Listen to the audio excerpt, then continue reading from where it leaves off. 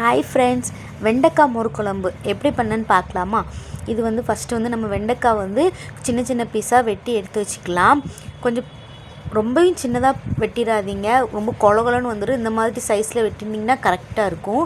நான் ஒரு 2 ஸ்பூன் கட்டியான தயிர் எடுத்திருக்கேன். அது கூட தேவையான அளவு உப்பு, மஞ்சள் பொடி போட்டு நல்லா கலக்கி வச்சுக்கலாம். அதுக்கப்புறமா கொஞ்சம் தண்ணியும் ஊற்றி அதையும் சேர்த்து நல்லா கலக்கிட்டு ஒரு அரை மணி நேரமாக துவரம்பருப்பு ஊற வச்சுருந்தேன். அதை ஒரு மிக்ஸி ஜாரில் மாற்றிட்டு இஞ்சி, ஒரு 4 பச்சை மிளகா, அப்புறம் கொஞ்சமாக தேங்காய் போட்டு எல்லாம் தண்ணி ஊற்றி பேஸ்ட்டு மாதிரி அரைச்சி அந்த தயிர் கூட சேர்த்து நல்லா கிண்டி விட்டுக்கலாம். அதுக்கப்புறமா ஒரு கடாயில் கொஞ்சமாக எண்ணெய் ஊற்றிட்டு நம்ம வெட்டி வச்சுருந்தால வெண்டைக்காய் அதையும் சேர்த்து கொஞ்சம் உப்பு போட்டு நல்லா இந்த மாதிரி வதக்கிக்கிடலாம்.